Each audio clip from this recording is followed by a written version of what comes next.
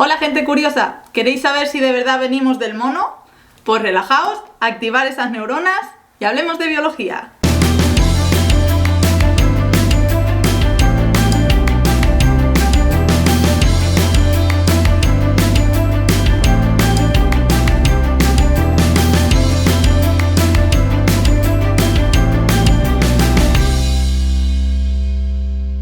Hoy vamos a hablar de evolución. Entonces, ¿cuál es la definición de evolución? Tengo aquí una chuleta porque la literal no me la sé. Evolución es el conjunto de cambios más o menos graduales y continuos de las especies de organismos vivientes que han dado por resultado la aparición de formas nuevas. Básicamente es la ciencia que estudia los cambios que han ido sufriendo los organismos para dar lugar a organismos que han ido apareciendo más tarde. Para poder entender esto, tenemos que tener en cuenta que la Tierra tiene 4.543.000 años, aproximadamente. Y todo esto se remonta a un organismo que los científicos han llamado LUCA, por sus siglas en inglés, que significa Last Ultimate Common Ancestor. Básicamente es el organismo que se cree que fue el primero que apareció y dio lugar a todos los que han venido después hasta llegar a los que tenemos ahora.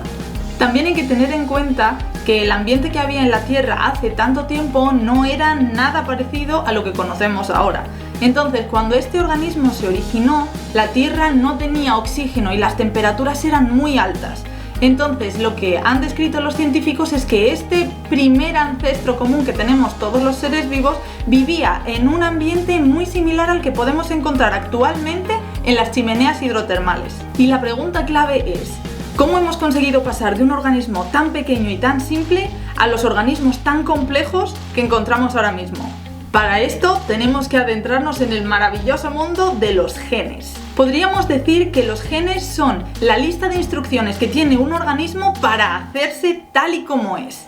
El material genético y los genes se encuentran en todos los organismos vivos y los virus, y tienen la capacidad de duplicarse. Con esta división del ADN, el organismo se asegura de que sus características son pasadas a la siguiente generación y se mantienen a lo largo de la historia de la especie. Esta duplicación y traspaso de información no se salva de tener errores.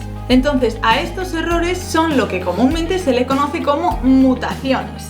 Las mutaciones pueden ser de tres tipos: mutaciones neutras, que no causan ningún cambio en el organismo; mutaciones positivas, que le confieren al organismo una cualidad que antes no tenía y es beneficiosa para él; y negativas, que le confieren una cualidad que no tenía antes, pero que al contrario es negativa para el organismo de alguna forma.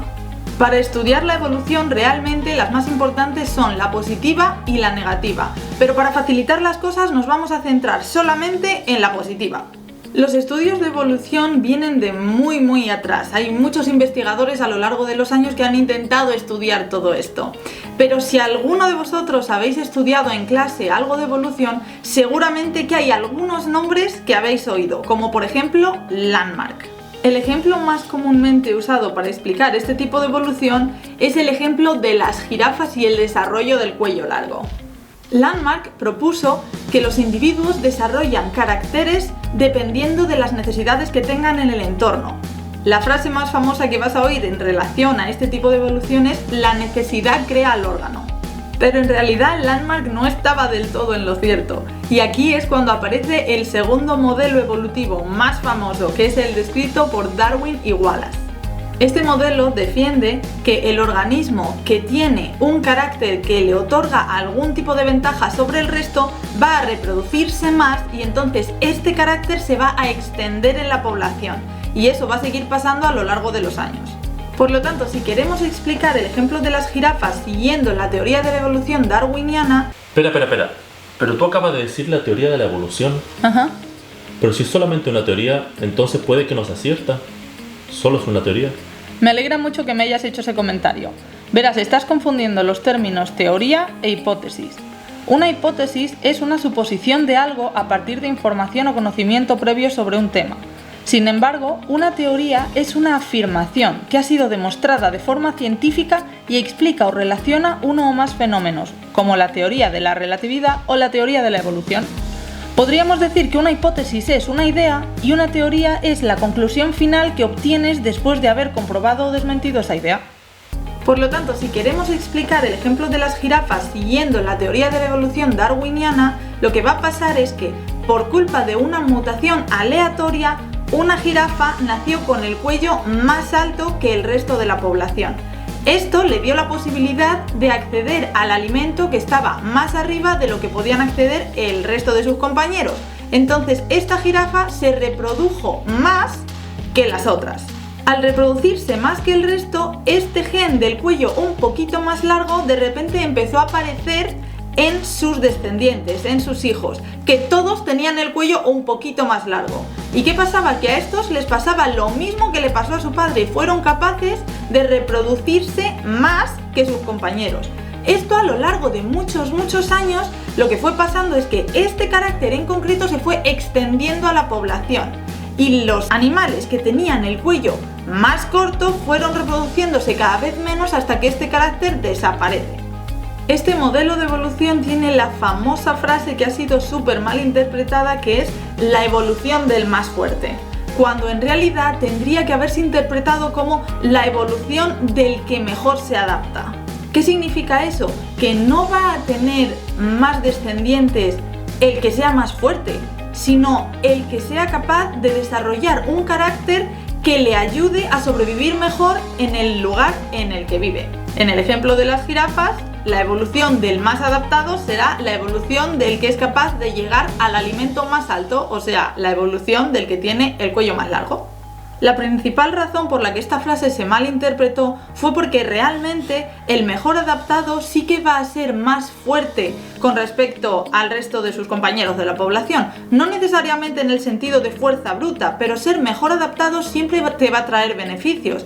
Va a hacer que tengas mejor acceso a recursos, va a hacer a lo mejor que seas más dominante. Entonces sí que es verdad que una mejor adaptación siempre te va a traer cosas buenas, por lo tanto vas a ser más fuerte que el resto de tus compañeros de la población. Estos procesos que determinan qué tipo de caracteres se mantienen o no se mantienen en una población se engloban dentro de lo que se conoce como selección, que puede ser selección natural o selección sexual, aunque algunas personas incluyen una dentro de otras, pero este tema es tan denso y tan interesante que vamos a tener un vídeo entero hablando sobre él. Si combinamos estos dos términos juntos, vamos a tener ejemplos como el que describió Darwin con sus pinzones. Durante su viaje a las Islas Galápagos, Darwin observó que había varias poblaciones de pájaros que pertenecían a diferentes especies que eran bastante similares, pero no eran del todo iguales. Él observó que estos pájaros en lo que más se diferenciaban era en la forma y en la estructura del pico y en lo que se alimentaban. Después de mucha observación, él se dio cuenta de que todas estas especies de pájaros en realidad provenían de una sola especie que había migrado a las Islas Galápagos desde el continente. Lo que ocurrió es que cuando esta especie llegó desde el continente hasta el paraíso de las islas, vio que habían muchísimos recursos sin explorar disponibles y se extendió por todo el territorio. Estas poblaciones que pertenecían a la misma especie ahora estaban en lugares que tenían diferente disponibilidad de alimento y poco a poco se fueron especializando para ser capaces de consumir este alimento de forma mucho más eficiente. Ahora es cuando tenemos que recordar que estos cambios y esta especialización vienen dados por las famosas mutaciones y los cambios beneficiosos de los que hemos hablado antes. Cuando estas mutaciones empezaron a aparecer y los individuos empezaron a especializarse, poco a poco esas poblaciones fueron separándose unas de otras, hasta el punto que el cambio genético era tan grande que ya ni siquiera eran capaces de reproducirse, por lo tanto había aparecido una nueva especie. ¿Qué tenemos ahora? Tenemos que en las Islas Galápagos hay diferentes especies de pinzones que tienen un ancestro común, que era el que venía del continente. Ahora, volvemos a la pregunta inicial. ¿Realmente nosotros venimos del mono? Y otra pregunta que es relacionada y está rondando por ahí. Si nosotros venimos del mono, ¿por qué sigue habiendo monos? La razón es que a nosotros nos pasa con los monos lo mismo que a este tipo de pinzones les pasa entre ellos. No es que nosotros vengamos del mono, sino que los monos y nosotros compartimos un ancestro común. pequeño inciso aquí, tenemos que hacer una diferenciación importante entre monos y simios. Los monos son los animales que tienen cola y los simios los que no tienen cola. Nosotros estamos emparentados con los simios, más emparentados que con los monos. Dentro de los simios con los que estamos más emparentados se encuentran el bonobo, el gorila, el chimpancé y el orangután. Entonces, ¿nosotros provenimos del mono? No. Pero podríamos decir que somos sus primos evolutivos. Esa es la razón por la que actualmente nosotros convivimos con este tipo de animales, que por cierto, por nuestra culpa y nuestra irresponsabilidad están perdiendo muchísimo de su hábitat. Esperamos que os haya gustado mucho, dejadnos en los comentarios de qué otros temas os gustaría que habláramos de biología y, como decía Einstein, nunca dejéis de haceros preguntas porque la curiosidad tiene su propia razón de existir. Nos vemos pronto.